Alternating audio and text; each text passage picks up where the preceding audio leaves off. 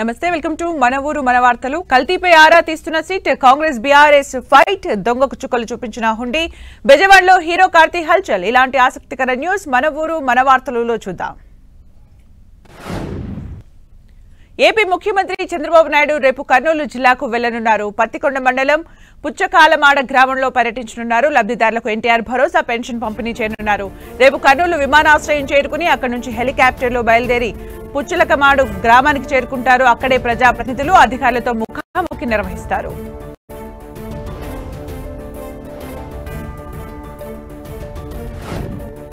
తిరుమల కల్తీ నెయ్యి వ్యవహారంపై ప్రాయశ్చిత దీక్ష చేపట్టిన డిప్యూటీ సీఎం పవన్ కళ్యాణ్ రేపు తిరుమలకు వెళ్లనున్నారు. 2 రోజుల పాటు అక్కడే బస చేయనున్నారు.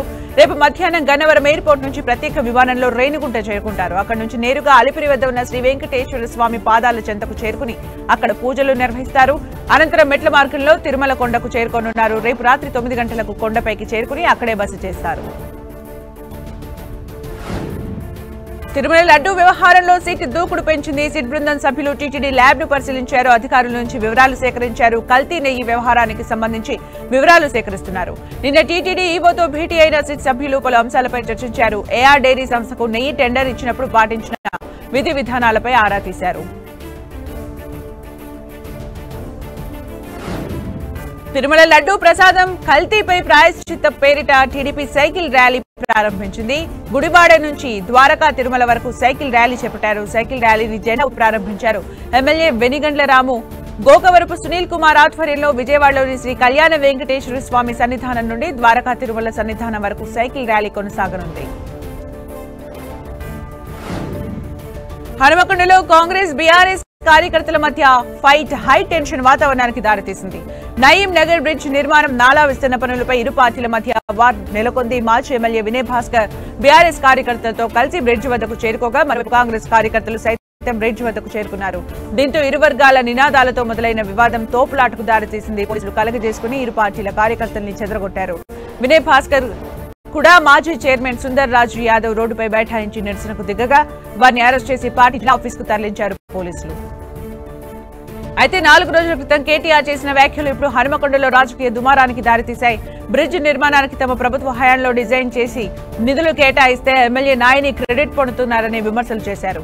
కేటీఆర్ విమర్శలపై నాని రాజేందర్ రెడ్డి సీరియస్ గా రియాక్ట్ అయ్యారు. దీంతో 2 పార్టీల మధ్య వంతెన వార్ ముదిరి ఇలా తోపులాటకు దారితీసింది. కాంగ్రెస్ ప్రభుత్వం అధికారంలోకి వచ్చిన తర్వాత 5 నెలల వ్యవధిలోనే బ్రిడ్జ్ నిర్మాణం, నాలా విస్తరణ పనులు పూర్తి చేశారు. ఈ బ్రిడ్జ్ నిర్మాణం, నాలా విస్తరణ వల్ల ఈసారి హనుమకొండ ప్రజలు వరద ముప్పు తప్పింది. దీంతో ఎమ్మెల్యే నాయని రాజేందర్ రెడ్డిని స్థానికులు అభినందించారు.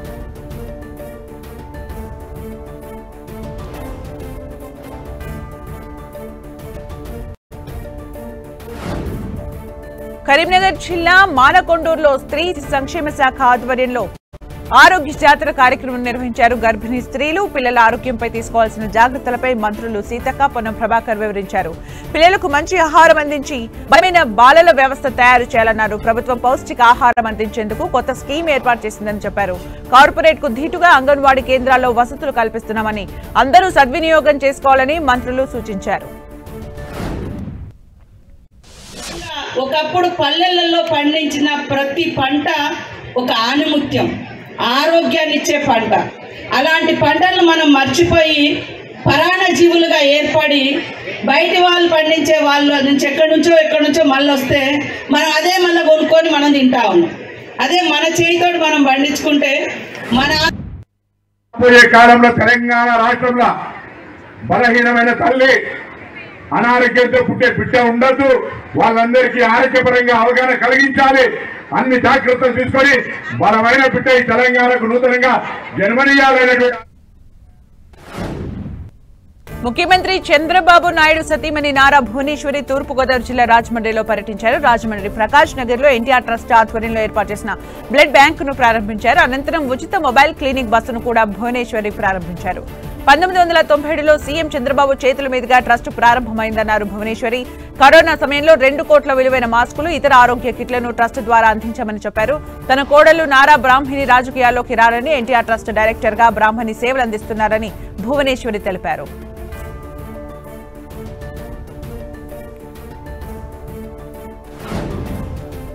రాష్ట్రంలో కాంగ్రెస్ ప్రభుత్వం అధికారంలోకి వచ్చిన తర్వాత కరీంనగర్ నగరపాలక సంస్థ అకౌంట్స్ సెక్షన్ లో అధికారుల చేతివాట మొదలైందని బీఆర్ఎస్ ఆరోపించింది. చేతివాటానికి సంబంధించిన సాక్ష్యాధారాలు తన వద్ద ఉన్నాయన్నారు బీఆర్ఎస్ నగర అధ్యక్షులు చల్లా హరిశంకర్. గత 10 నెలలుగా 10 నుంచి 15% ఇచ్చిన కాంట్రాక్టర్లకే అధికారులు పేమెంట్ చేస్తున్నారని విమర్శించారు. కమిషన్ ఇవ్వని కాంట్రాక్టర్లను ఇబ్బందులకు గురి చేస్తున్నారని అధికారుల తీరుపై ఆగ్రహం వ్యక్తం చేశారు. దీనిపై కలెక్టర్కు ఫిర్యాదు చేస్తామన్నారు. ఇట్లా బీఆర్ఎస్ పార్టీ గవర్నమెంట్ ఏంది, ఇట్లా కాంగ్రెస్ పార్టీ గవర్నమెంట్ వచ్చింది. ఇక అకౌంట్ సెక్షన్లో అధికారుల చేతివాటం స్టార్ట్ అయింది. నేను సాక్ష్యాధారాలతో సహా సమాచార హక్కుతోని తీసుకోవడం జరిగింది. డిసెంబర్ నుంచి వెళ్ళి ఆగస్టు, ఇప్పుడు ఈ కమిషనర్ కొత్త కమిషనర్ గారు జేనే వరకు ఆగస్టు 21 వరకు సమాచారం తీసుకున్న ప్రకారం దాదాపు జనరల్ ఫండ్ నుంచి వెళ్ళి 15.5 కోట్ల పేమెంట్ జరిగింది. ఏలూరులో కాల్మనీ కలకలం రేపింది. అప్పు చెల్లించిన వడ్డీల పేరుతో వేధింపులకు గురి చేస్తుండటంతో బాధితులు పోలీసులను ఆశ్రయించారు. మేడపాటి సుధాకర్ రెడ్డి, మహమ్మద్ అఖిల్ రెహమాన్, గూడవల్లి విద్యాసాగర్, రాజేష్, లావణ్యపై ఏలూరు జిల్లా ఎస్పీకి బాధితులు ఫిర్యాదు చేశారు. వారి వద్ద తీసుకున్న అప్పుకు ఇప్పటికే వడ్డీల రూపంలో 10 రెట్లు చెల్లించామని, అయినా వేధింపులకు గురి చేస్తున్నారని 70 మంది బాధితులు చెప్పారు. స్థానిక ఎమ్మెల్యే బడేటి చెంటిని కలిసి తమ సమస్యలు చెప్పుకోగా ఎస్పీకి ఫిర్యాదు చేయాలని సూచించారు. కరోనా సమయంలో మేడపాటి సుధాకర్ రెడ్డి అనే వ్యక్తి దగ్గర 1,20,000 రూపాయలు తీసుకోవడం జరిగిందండి. 1,20,000 రూపాయలకి వారం రోజుల్లో 80,000 వడ్డీ వేసి 2 లక్షల రూపాయలు కట్టమన్నాడు. 2 లక్షల రూపాయలు మేమైతే కట్టలేదు, 1,20,000 రూపాయలు కట్టేశాము. కట్టేసిన తర్వాత మిగిలిన 80,000 రూపాయలకి మాకు టార్చర్ పెట్టడం జరిగిందండి. కడప నగరంలో కొత్త తరహా మోసం వెలుగులోకి వచ్చింది. కార్లను అద్దెకు తీసుకున్న ముఠా కార్లను తాకట్టు పెడుతూ డబ్బులు దండుకుంటున్నారు. కారు అద్దెకిచ్చిన యజమానులు పోలీసుల్ని ఆశ్రయించడంతో విషయం వెలుగులోకి వచ్చింది. శశిధర్ రెడ్డి, జిలానీ దాదాపు 2 కోట్ల రూపాయల విలువ చేసే 36 కార్లను అద్దెకు తీసుకుని వేరే వారికి తాకట్టు పెట్టారు. దీంతో 34 మంది బాధితులు పోలీసులకు ఫిర్యాదు చేశారు. కడప నగరంలోని నబికోటకు చెందిన శశిధర్ రెడ్డి, జిలానీ బాషాను పోలీసులు అరెస్ట్ చేశారు. నిందితుల దగ్గర నుంచి 26 కార్లను స్వాధీనం చేసుకున్నారు పోలీసులు. నిందితుల వెనుక బడా వ్యక్తుల ప్రమేయం ఏమైనా ఉందా అనే కోణంలో విచారిస్తున్నారు.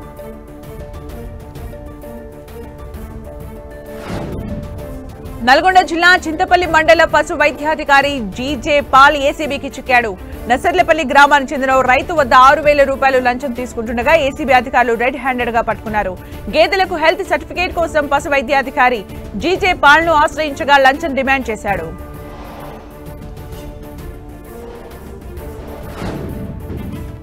విశాఖ నావెల్ డాక్ యార్డ్ ప్రధాన ద్వారం ఎదుట మహిళలు ఆందోళన చేశారు. తమ భర్తల ప్రాణాలకు రక్షణ కావాలని డాక్ యార్డ్ ఉద్యోగుల భార్యలు డిమాండ్ చేశారు. ఇటీవల నూతన వంతెన నిర్మాణం కోసం రహదారిని పోర్ట్ యాజమాన్యం మూసేసింది. ఆ మార్గంలో ప్రత్యామ్నాయం ఏర్పాటు చేయకపోవడంతో పోర్ట్ కనెక్టివిటీ రోడ్డులో ఓ డైకార్డ్ ఉద్యోగి చనిపోయారు.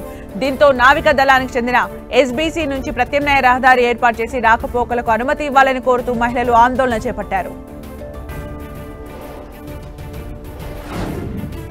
విజయనగరం బొబ్బిలి నియోజకవర్గంలో ప్రభుత్వ మద్యం దుకాణాలు బంద్ పాటించాయి. ప్రభుత్వ నూతన మద్యం పాలసీని వ్యతిరేకిస్తూ ఒకరోజు బంద్ చేపట్టారు సిబ్బంది.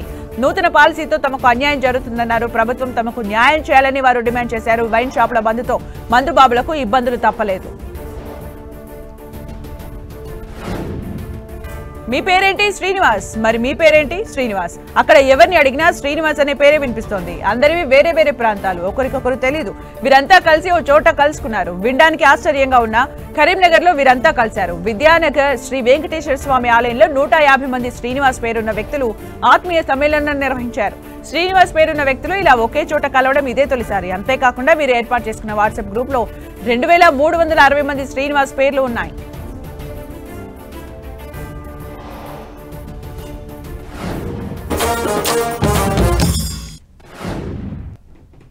హైదరాబాద్ ఎల్బీ నగర్ పోలీసులు మొబైల్ ఫోన్స్ చోరీ గుట్టు రట్టు చేశారు. ఎల్బీ నగర్ పోలీస్ స్టేషన్ పరిధిలో వివిధ ప్రాంతాల్లో చోరీకి గురైన 90 మొబైల్ ఫోన్స్ ను స్వాధీనం చేసుకున్నారు. తమిళనాడు, ముంబై, కర్ణాటక, రాజస్థాన్ తదితర ప్రాంతాల నుంచి సెల్ ఫోన్లను రికవరీ చేసినట్లు ఏసీపీ కృష్ణయ్య తెలిపారు. సిఐఆర్ తో ఫోన్లను ట్రాక్ చేశామని చెప్పారు. పోయిన సెల్ ఫోన్ లో సిమ్ వేసి ఆపరేట్ చేసినట్టయితే దాని నుంచి ఆ పోర్టల్ నుంచి ఒక నోటిఫికేషన్ రావడం జరుగుతుంది. ఆ నోటిఫికేషన్ ద్వారా వాళ్ళని ఎవరికైతే సెల్ ఫోన్ ఉందో వాళ్ళందరినీ కూడా ఐడెంటిఫై చేసి వాళ్ళ కాడ నుంచి ఈ సెల్ ఫోన్లన్నీ కూడా రికవరీ చేసి ఈరోజు ఎల్బీ నగర్ ఏసీపీ ఆఫీస్లో ఎవరైతే పోగొట్టుకున్న బాధితులు ఉన్నారో వాళ్ళందరికీ అందజేస్తున్నాము. శ్రీ సత్యసాయి జిల్లా ఓబుళదేవ చెరువులో భారీ చోరీ జరిగింది. అర్ధరాత్రి సమయంలో జ్యువెలరీ షాప్ లోకి చొరబడిన దుండగులు 20 లక్షల విలువైన బంగారం, వెండి ఆభరణాలు ఎత్తుకెళ్లారు. రామాచారికి చెందిన పవిత్ర జ్యువెలరీ షాప్ వెనుక వైపు ఉన్న కిటికీని తొలగించి లోపలికి ప్రవేశించారు దొంగలు. 290 గ్రాముల బంగారం, కిలో వెండి ఎత్తుకెళ్లారు. ఉదయం యథావిధిగా షాప్ కు వచ్చిన రామాచారి లోపలికి వెళ్లి చూడగా చోరీ జరిగినట్లు గుర్తించి వెంటనే పోలీసులకు ఫిర్యాదు చేశారు. సీసీ కెమెరాల ఫుటేజ్ ఆధారంగా దొంగల్ని పట్టుకునేందుకు పోలీసులు యత్నిస్తున్నారు.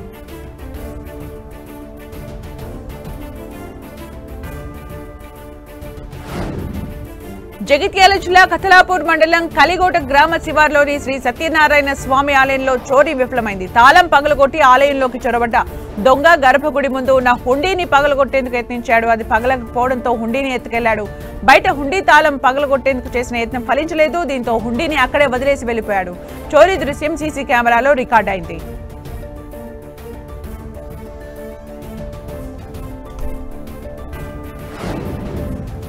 హీరో కార్తీ విజయవాడ కనకదుర్గమ్మను దర్శించుకున్నారు. ఆయనతో పాటు సత్యం సుందరం మూవీ చిత్రం బృందం కూడా అమ్మవారికి దర్శించుకుంది.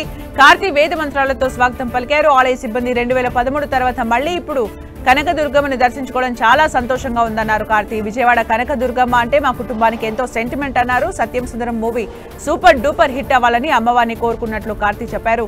ప్రజలందరూ సంతోషంగా ఉండాలని దుర్గమ్మను మొక్కుకున్నామని కార్తీ తెలిపారు. So after almost 6 years మళ్ళీ వస్తున్నాము. So happy. Satyam Sundaram cinema ఇప్పుడు రిలీజ్ అయింది, సాటర్డే రిలీజ్ అయింది. చాలా బాగా ఆడుతుంది. Families there enjoying a lot. ఈ రోజు మార్నింగ్ కూడా నాగార్జున గారు ట్వీట్ చేశారు సినిమా చూసి. So very happy. So first ధన్యవాదాలు చెప్పాలి అందరికీ, అమ్మకి. ఆ తర్వాత అందరూ బాగుండాలి. Everybody should be happy, everybody should be prosperous. అదే నా ప్రేయర్. నా కోసం మాత్రం కాదు, ఎప్పుడు నన్ను ప్రే చేస్తుంటే అందరి కోసమే. వెరీ సత్యం సుందరం మూవీని బ్లాక్ బస్టర్ చేసేందుకు తెలుగు ప్రజానీకానికి ధన్యవాదాలు తెలిపారు హీరో కార్తీ. ఈ చిత్రాన్ని మా వదిన నటి జ్యోతిగా నిర్మించడం చాలా సంతోషంగా ఉందన్నారు. సీనియర్ నటుడు అరవింద స్వామితో కలిసి నటించడం హ్యాపీగా ఫీల్ అయ్యానన్నారు. ఈ సినిమా విశ్వనాథ్ నిర్మించిన చిత్రాలతో పోల్చుకునేలా ఉందన్నారు కార్తీ. బాబా బావుమరుదుల మధ్య ఉన్న సాన్నిహిత్యాన్ని ఈ చిత్రం ద్వారా చూపించామన్నారు.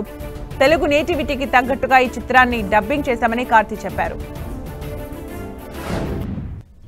Beautiful cinema. దీని ముందు తెలుగులో కె విశ్వనాథ్ గారు చేసిన సినిమా లాగా ఉంది అని చెప్పారు.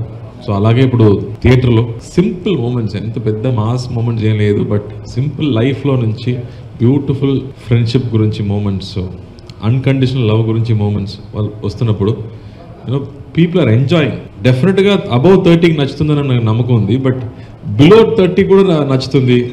They are going and watching the film and saying next మా అమ్మ తీసుకెళ్ళిపోతున్నాను సినిమాకి అని చెప్తున్నారు. చాలా రోజుల తర్వాత ఇలాంటి సినిమా చూస్తున్నాను అని చెప్తున్నారు. కమిటీ కుర్రోలు సినిమా సక్సెస్ మీట్ లో నాగబాబు కీలక వ్యాఖ్యలు చేశారు. నర్సాపురంలో ఎంపీగా పోటీ చేసినప్పుడు తాను ఓడిపోవడానికి ఓటు వేయకపోవడమే కారణమన్నారు. మీకేంటి గెలుస్తారని అందరూ చెప్పారని, కానీ అనూహ్యంగా ఓడిపోయానని నాగబాబు చెప్పారు. నా ఒక్క ఓటుతో ఏమవుతుంది ఎవరన్నా ఇంకా అని అట్లాగంటే ఆలోచన. ఎందుకంటే మేము ఫేస్ చేసాం అలాంటి మాటలు. అందరూ మనతోనే ఉంటారు, అందరూ మనతోనే మీకన్నా ఎవడన్నా గెలుస్తారనేవాడు. నాకు ఎందుకో డౌట్ వచ్చేది. నేను ఎంపీగా నిలబడ్డాను నరసాపురం, ప్రతి వాడు మీరే కొడతారనేవాడు. నాకు కొంచెం భయంగా ఉండేది, డౌట్గా ఉండేది. నా డౌటే కరెక్ట్ అయింది, గెలవలేదు, 3rd పొజిషన్ వచ్చాను నేను. సో ఈ 2 రాజకీయాలను చూసిన తర్వాత ఆ సినిమాలో మా జనసేన ప్రస్థానం 2019 దాకా అనుకోవచ్చు మీ సినిమాని అక్కడ దాకా. అదే నాకైతే ఇంట్రెస్టింగ్ అనిపించింది. అల్లూరు జిల్లా పాడేరులో ప్రకృతి అందాలు పర్యాటకుల్ని ఆకర్షిస్తున్నాయి. శీతాకాలం ఇంకా ప్రారంభం కాకముందే దట్టమైన పొగమంచు అలుముకుంది. వంజంగి కొండపై దట్టమైన పొగమంచు పర్యాటకుల్ని ఆకర్షిస్తోంది. టూరిస్టుల్ని రారమ్మని పిలుస్తోంది. కనువిందు చేస్తున్న మంచు తెరల అందాల్ని చూసి కొత్త అనుభూతి నింపుకునేందుకు పర్యాటకులు క్యూ కడుతున్నారు. ప్రకృతి సౌందర్యం పర్యాటకుల మనసు దోచుకుంటోంది. మేఘాలు నేలపైకి జారాయా అన్నట్టు పొగమంచు తెరలు ఆకట్టుకుంటున్నాయి.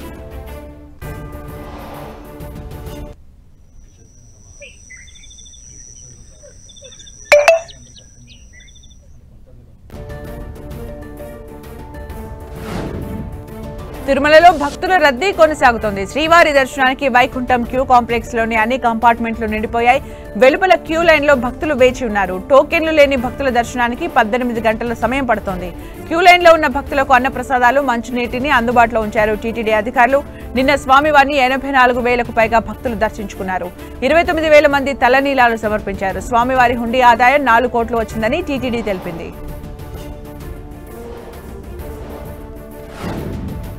ఆదిలాబాద్ జిల్లా గుడిహత్నూరులోని మోడల్ స్కూల్లో వాలీబాల్ టోర్నమెంట్ నిర్వహిస్తున్నారు. జిల్లా SP Ghouse Alam volleyball tournament ను ప్రారంభించారు. పోలీసుల ఆధ్వర్యంలో వాలీబాల్ టోర్నమెంట్ నిర్వహిస్తున్నారు. వివిధ గ్రామాలకు చెందిన ఆదివాసీ యువ క్రీడాకారులు ఈ టోర్నమెంట్ లో పాల్గొంటున్నారు. క్రీడలతో యువత మానసికంగా, శారీరకంగా దృఢంగా ఉంటారని, ప్రతి ఒక్కరూ క్రీడా స్ఫూర్తి అలవరించుకోవాలని ఎస్పీ సూచించారు.